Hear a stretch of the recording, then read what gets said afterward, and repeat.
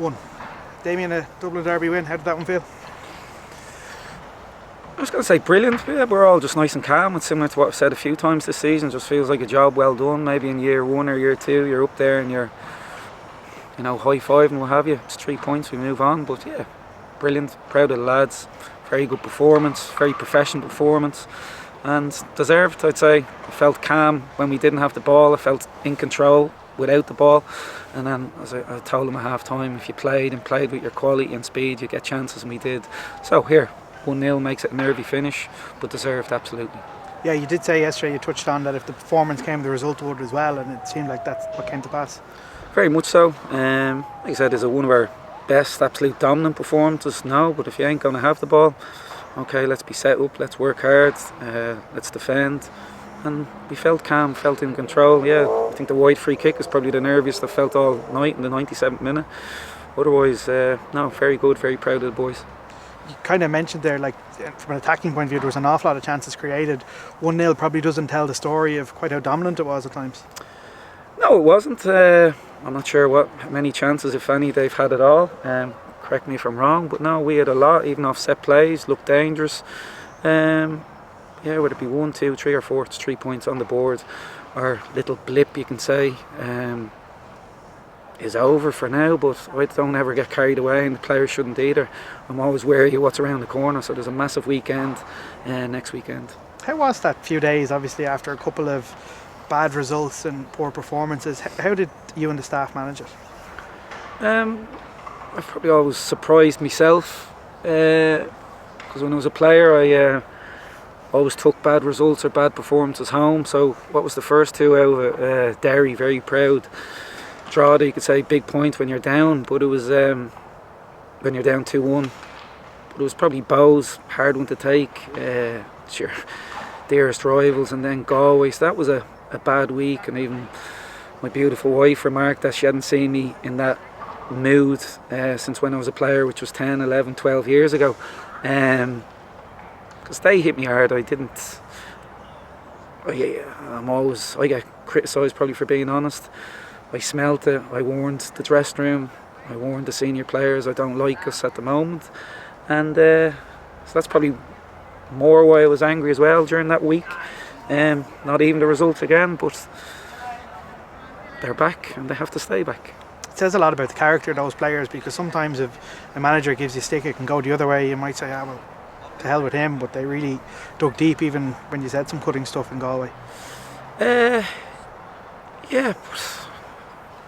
but it's not me saying it behind the bar. I said it to them in the dressing room. I think I've been honest for 2.5 years here. They know me. They know I give absolutely me right arm, me left arm, everything for them.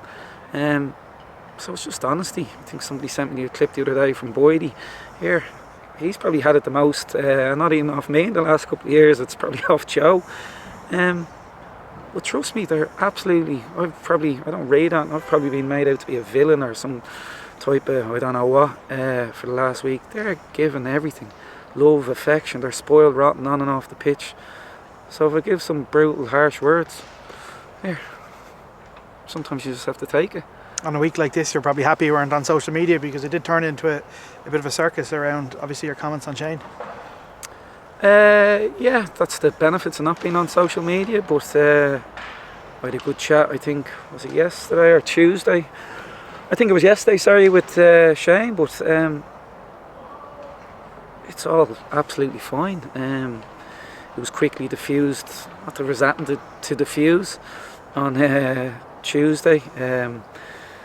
On our private Instagram account, Davey made a little video of me and Fowler having a fight, and you could put a vote in for who you thought would win the fight.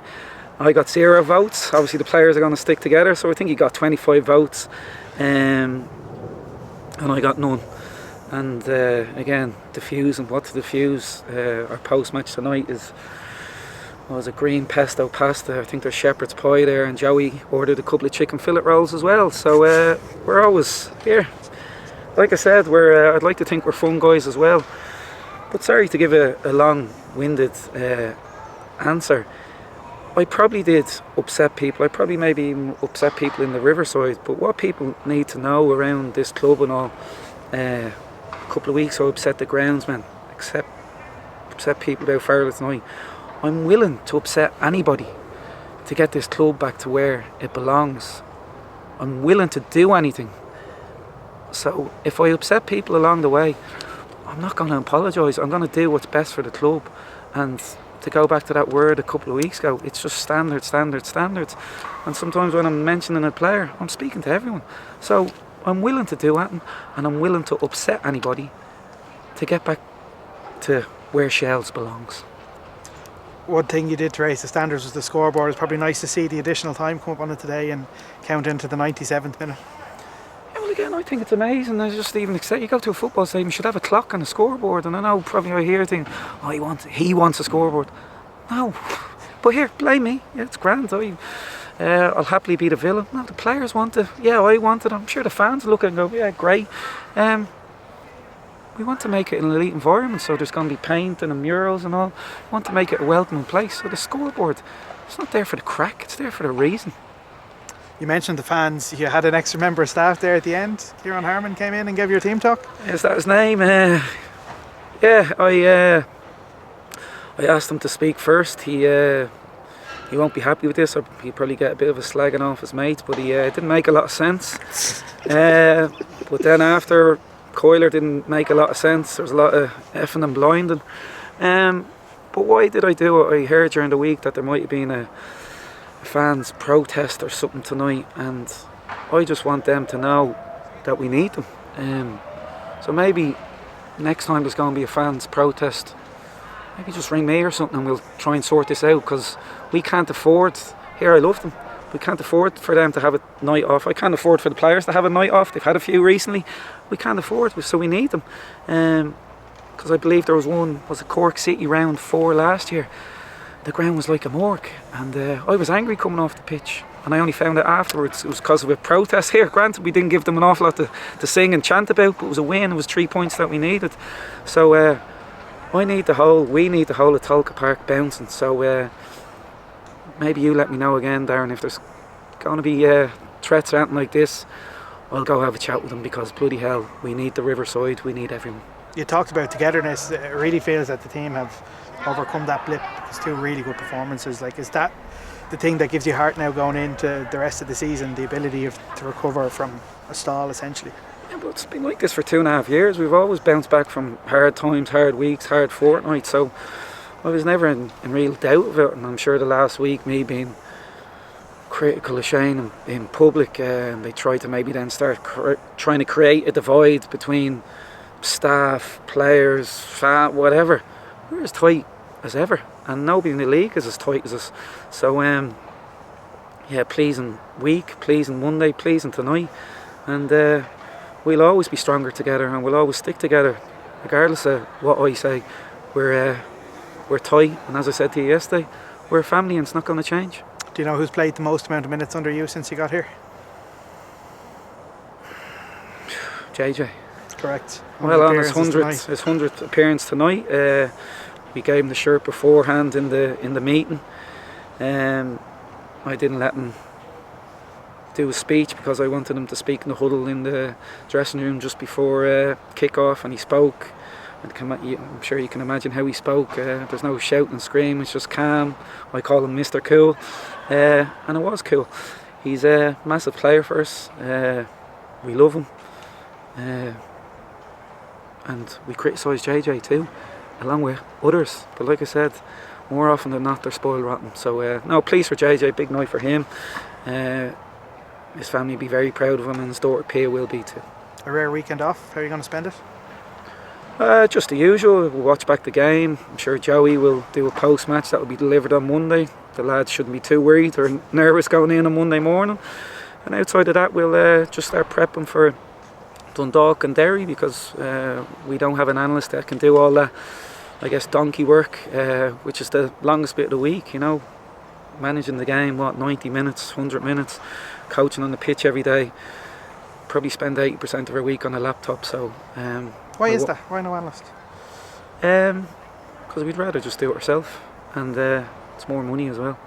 But here, I'd rather watch the opposition myself and understand them, get a feel for them, as do the rest of the staff. So we don't want one, our wives to be cursing us because we're never off the laptops, but no, we'd rather do it ourselves. So I'll have a few hours off over the weekend, as I'm sure the players will. 2 days off given to them, but the staff will be working. And just a final question before we let you go, you wouldn't have needed an analyst this week because you didn't show the players any clips of Pats, I believe? No, it's, I guess, feeling a room, like I was telling the press there, it's probably something that you can't teach on a coaching licence, just that sixth sense and changing up. Yeah, it's been a hard few weeks, so yeah, risky, can come back to bite you, but yesterday was all about us. Derry changed their shape up in the Brandywell on Monday, something they've never done before, but we didn't even mention it, we didn't even touch on it. So we usually have a 20-minute pre-match meeting on a Thursday, yeah, with loads of footage, etc, etc. I have asked them before, do they want to see it? They've said no. How long does it take you to make and then they say no?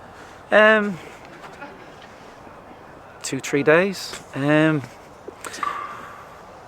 But no, again, it's just feeling the room. And yesterday, I just had it in my head all week there, getting shown nothing about Pats. And because, like I said, you can talk too much about opposition. Our boys deliver performances, like I said yesterday, more often than not they'll win. So it was all about us. Thanks, Damien. Cheers, man.